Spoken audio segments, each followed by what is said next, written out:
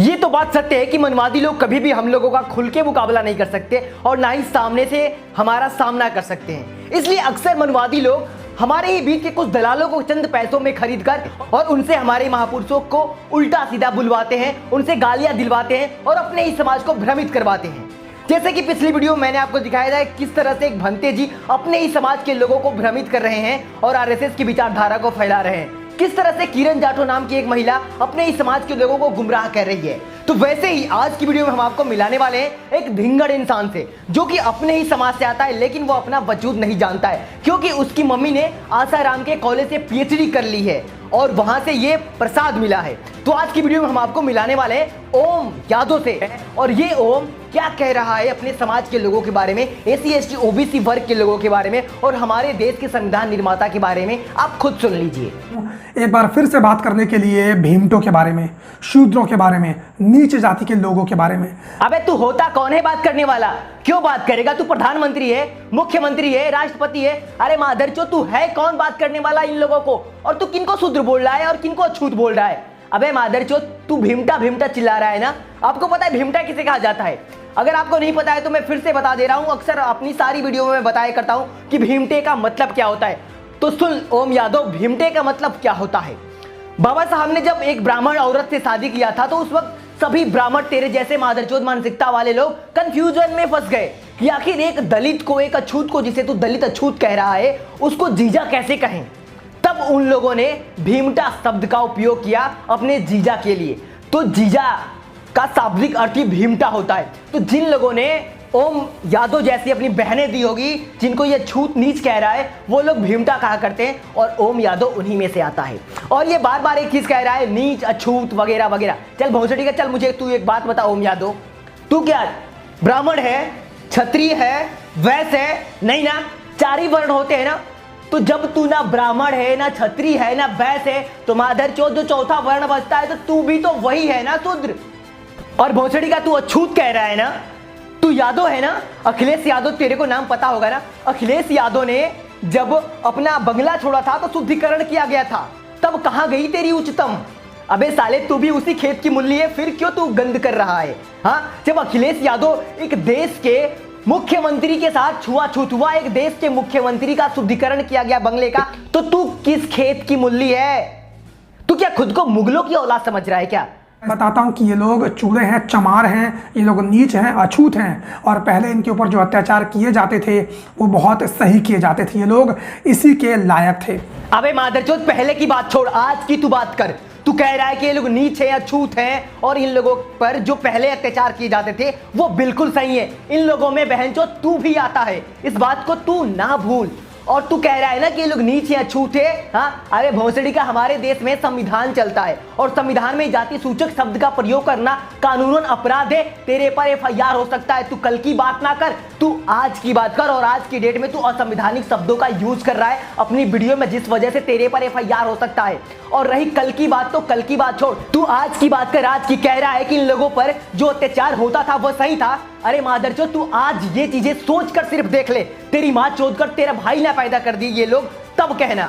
तो यही हाल इन भीमटों का है। ये लोग चाहे कितना भी पढ़ लिख लें, लेकिन इनकी जो गंदी मानसिकता है, नीच मानसिकता है, वो हमेशा ही रहती है। अरे मादरचोद, किसकी गंदी और नीच मानसिकता, ये सब दिख रहा है। मेरा एक दोस्त है, मोहित यादव नाम है उसका, वो अक्सर मुझसे कहा करता था कि देख अरुण भाई, कुछ कुछ यादव ऐसे होते हैं ना जिनकी बुद्धि आज तक घुटने में है, और तू भी उन्हीं में से है। मेरा वो मोहित यादव दोस्त बिल्कुल सही कहता था। मुझे लगता था कि ये अपनी ही जाति के वाले लोगों के बारे में ऐसा क्यों कहता है, पर तुझे देखकर पता चल रहा है कि कुछ यादव आज भी ऐसे हैं जिनकी बुद्धि घुटनों में है। अरे मादरचोद, तू किन लोगों की बात कर रहा है भोसड़ी वाला? तू भी उन्हीं कम्युनिटी से आता है।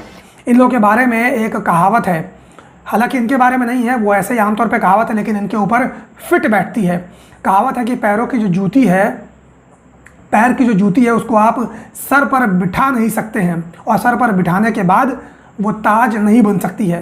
तो यही हाल इन भीमटों का है। ये लोग चाहे कितना भी पढ़ लिख लें, लेकिन इनकी जो गंदी मानसिकता है, नीच मानसिकता है, वो हमेशा ही रहती है। और तू कहावत की बात कर रहा है ना कि पैरों की जूती सर पे ताज नहीं बन सकती।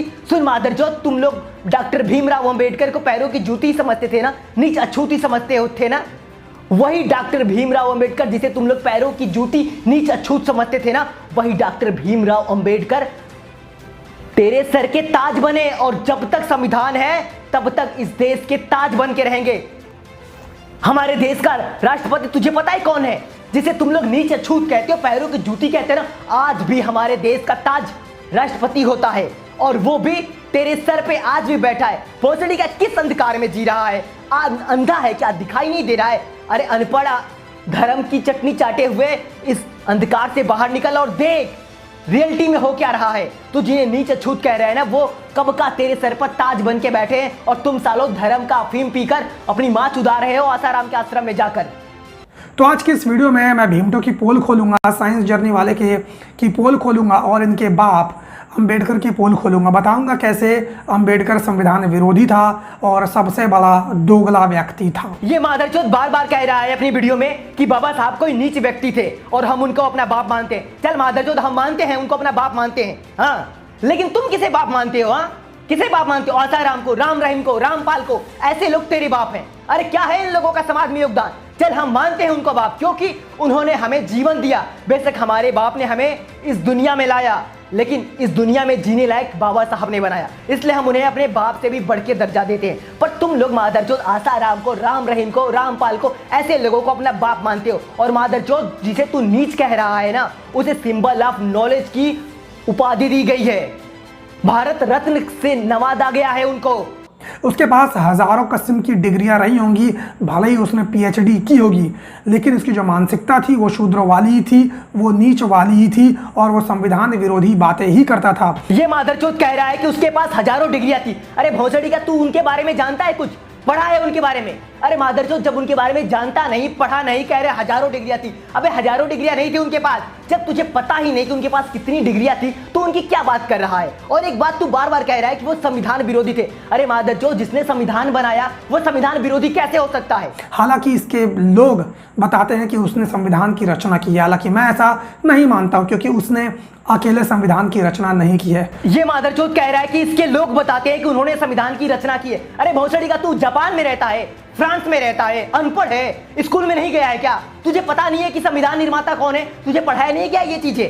नहीं पढ़ाया गया तो जाके कक्षा 6 का इतिहास पढ़ ले, तुझे पता चल जाएगा कि हमारे देश का संविधान निर्माता कौन है और उन्हें क्यों संविधान निर्माता कहा जाता है। ऐसा कोई लोग नहीं बताता है, बल्कि हमारे देश के लोग मानते हैं ऐसा। इसका सबूत है, संविधान सभा में 7 लोग थे। उन 7 लोगों में से एक लोग थे टीटी कृष्णामाचार्य, जिन्होंने संविधान सभा के खंड 7 के पृष्ठ संख्या 231 में इस बात को बताया है पूरी विस्तार तरीके से कि क्यों बाबा साहब को संविधान निर्माता कहा जाता है। अगर तुझे फिर भी यकीन ना हो तो संविधान सभा की बहस खंड 7 का पृष्ठ संख्या 231 जाकर पढ़ लेना कि क्यों बाबा साहब को संविधान निर्माता कहा जाता है। तो मैं बताता हूँ कि ये पढ़ा लिखा कितना बड़ा गवार था। अपने आप को बोलता था कि इसके पास हज़ारों किस्म की डिग्रियां हैं, ये पीएचडी है, संविधान निर्माता है, लेकिन ये कितना बड़ा दोगला था, कितना बड़ा पागल था, कितना बड़ा संविधान विरोधी था, ये मैं अभी साबित करके रख देता हूँ कि जो इनका गुरु है अंबेडकर, वो कितना बड़ा दोगला था, वो कितना बड़ा संविधान विरोधी था। और आज की डेट में अगर वो ज़िंदा होता तो पूरी तरह से जेल की सलाखों के पीछे होता।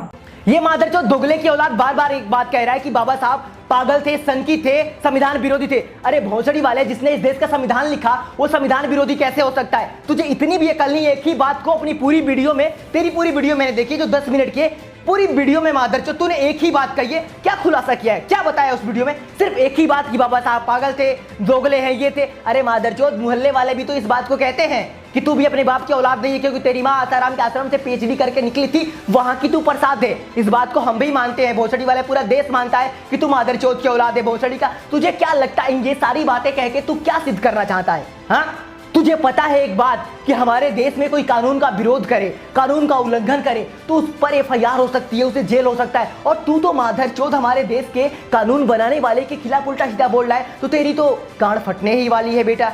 अगर आप हमारे व्यूअर हैं, अगर हमें आप थोड़ा भी चाहते हैं तो इस ओम यादव पर आप एफआईआर जरूर करें, क्योंकि कानून का उल्लंघन करने पर सजा हो सकती है तो कानून बनाने वाले के खिलाफ उल्टा सीधा बोलने पर भी सजा हो सकती है। अगर आप हमें थोड़ा भी चाहते और मानते हैं तो जरूर इस ओम यादव पर एफआईआर करें। ऐसे बहुत सारे मादरचोद लोग हैं, अगर इन लोगों पर एफआईआर नहीं हुआ तो ऐसे ही लोग कुत्ते की तरह भौंकते रहेंगे। तो इन कुत्तों का मुंह बंद करना बहुत ही ज़्यादा जरूरी है। और इस वीडियो में इसने एक बिना लॉजिक की बात किया, इसलिए मुझे इस वीडियो की रोस्टिंग में बिल्कुल ही मजा नहीं आया। तो चलते हैं, मिलेंगे अगली वीडियो में, तब तक के लिए आपसे विदा लेते हैं।